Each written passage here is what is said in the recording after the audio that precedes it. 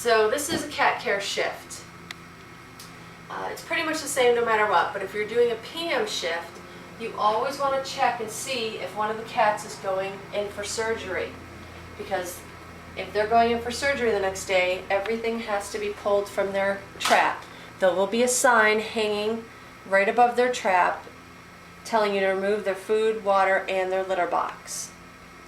And I'll have the cat ID just in case things get shifted around. You can check the ID will be here, and then we'll also have a tag on their trap with their ID.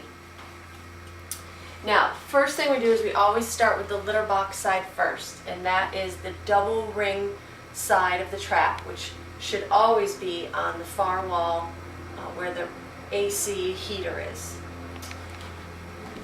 If your PB pads aren't out already, get some PB pads because you almost always have to change them at every shift.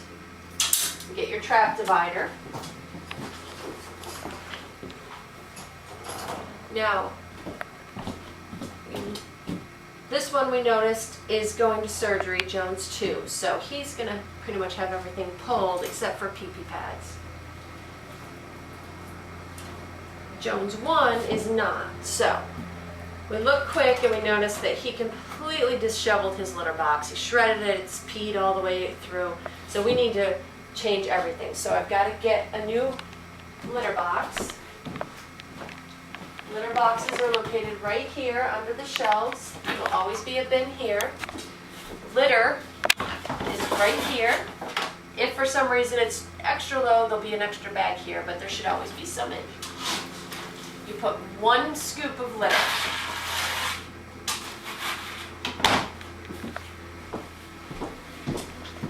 Okay. Now, this is a smaller trap, so the PP pads have to be folded to fit the width a little bit better because they're too big. Remember to roll it towards you. It's easier to then spread it out inside. Kitty is most likely already sitting back in their food and water and away from you.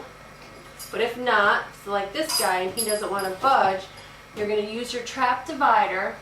We're doing something new now. We don't go in from the top anymore. We go in from the side.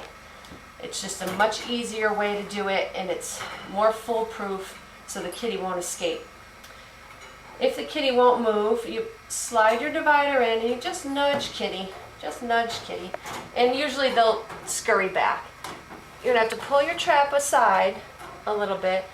It's because you want the fork to slide all the way through.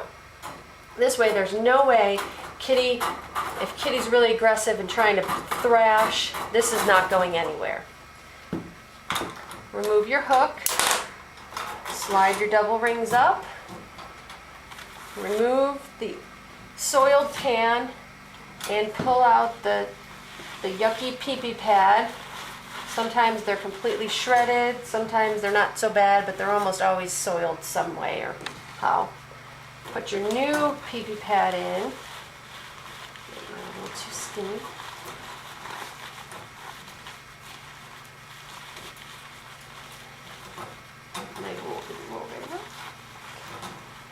And your new litter box.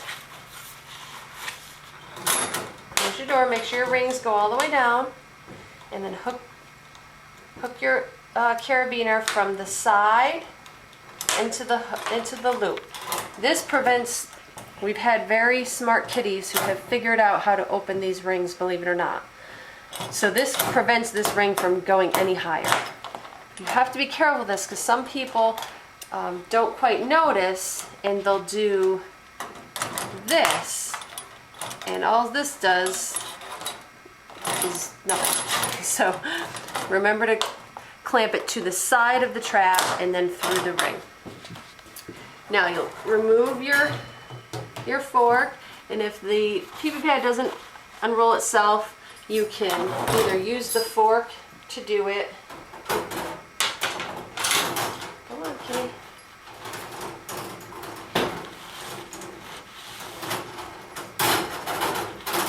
Not the neatest of showings.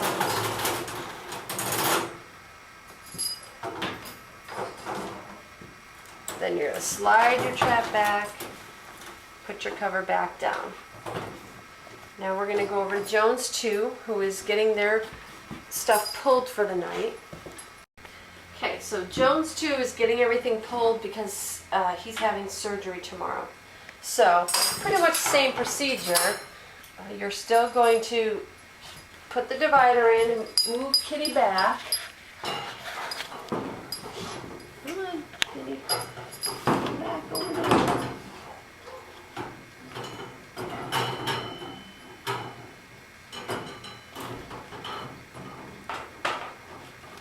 This pee-pee pad is a little bit in the way, so I'm going to try to pull it.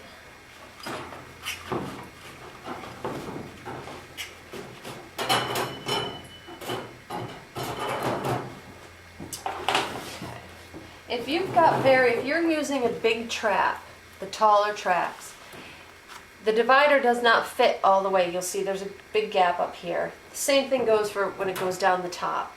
There's always usually a little bit of space that they can bump it out. So I like to tell people to use 2 forks, 2 dividers when using the big traps.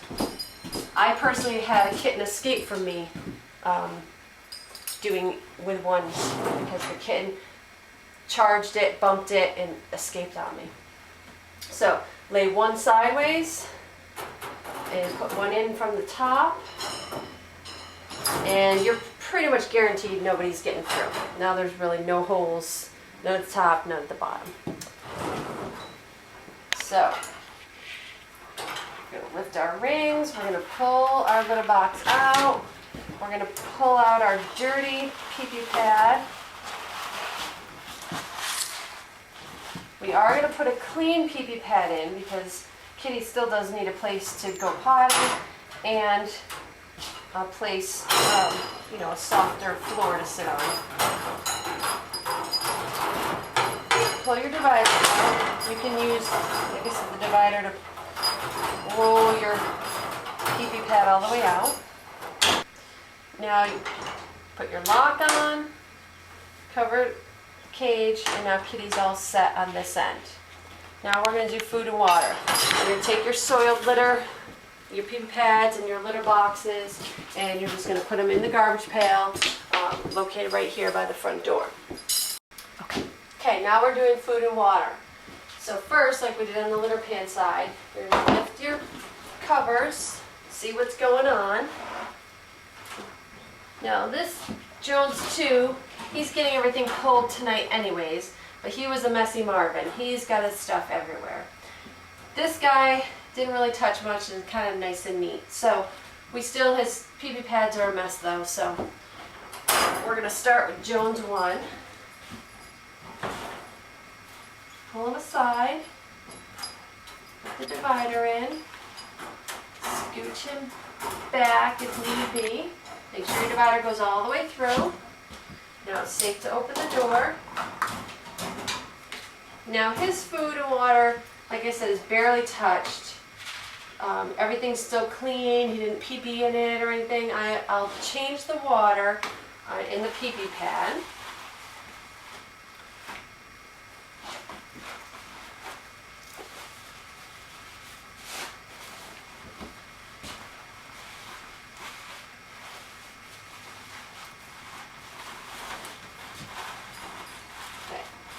New pee-pee pad. His food is okay. If not, if it was really disheveled and mangled, and or if he just ate it all, then you would get new food right here. There's one scooper in here. Every cat gets about a level scoop. Dishes are located right over here next to the door. We use the paper ones for food, plastic for water. So if you need a new dish, that's where you'd get it. So now we're putting his food back. I'm going to dump his water because it's pretty dirty. You can either dump it outside, or there's dish pans right here you can dump it into. So I get his water.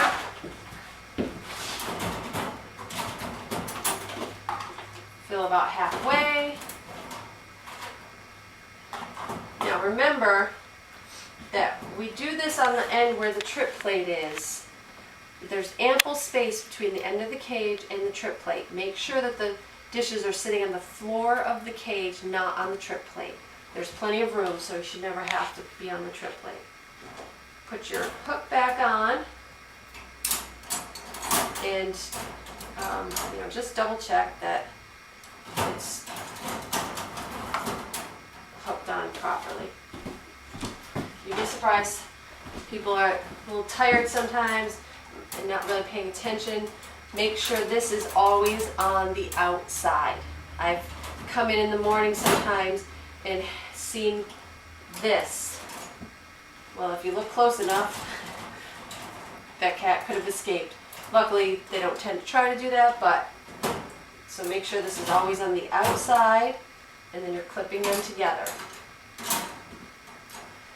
So he's all set. Pull our divider. Don't forget to pull your divider. Roll out the pee-pee pad if it didn't roll out on its own.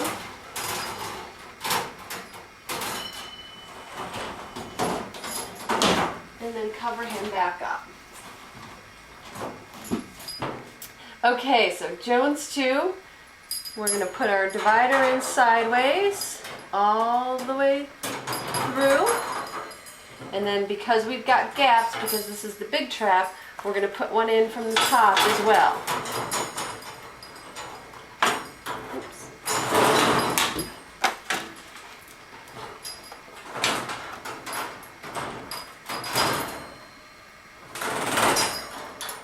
Now, Kitty is secure. Take out the food and water and his dirty, dirty pee-pee pad.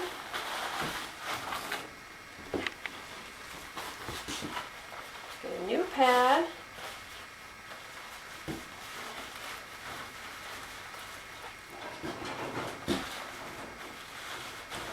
Line the cage. And we're not putting anything back in, so you can lock it up. Pull your dividers out. Use your top one to roll the pee-pee pad back out. Scoot back, Mr. Kitty. It really is a lot easier with a live cat, believe it or not. Pick his tag back up. Pull his cover back, and now he's all set for the night. Also, try to remember that within the same colony, for their comfort, we like them to see each other. So lift the center, or the inside, you can smush the cages together.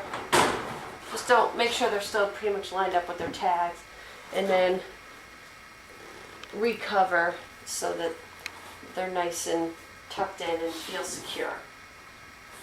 So now kitties are all set. You take your dirty dishes, if the paper dishes, litter boxes, any paper stuff, just toss in the garbage. Unless you're using the metal or the heavier duty ones, if those are being used, you can put them in the dish pan to get washed at a later date. But the other things that are up here can just go in the garbage. Then the last thing you're going to do is we have a log book now, and you're going to just put the date, your name, and the time you were here, AM or PM, be sure to put that, just so people know whether cat care has been done. That way, if a trapper comes in, they'll know whether they need to set their cat's trap up for the night or not. If nobody's been here yet, if it's only 4 in the afternoon and Stacy didn't come in yet, she can do it. It's also good for vet runners to know, because if a vet runner is bringing cats back from the vet in the afternoon, they need to see if somebody's already done the PM shift, then they need to give the cats their setup for the evening. But if not, if nobody's been in that evening, they will leave it for the cat caregiver to do the setup. Last but not least, you're going to put the key back on the outside door in the combination box so that it will be there for the next person tomorrow morning. Thank you.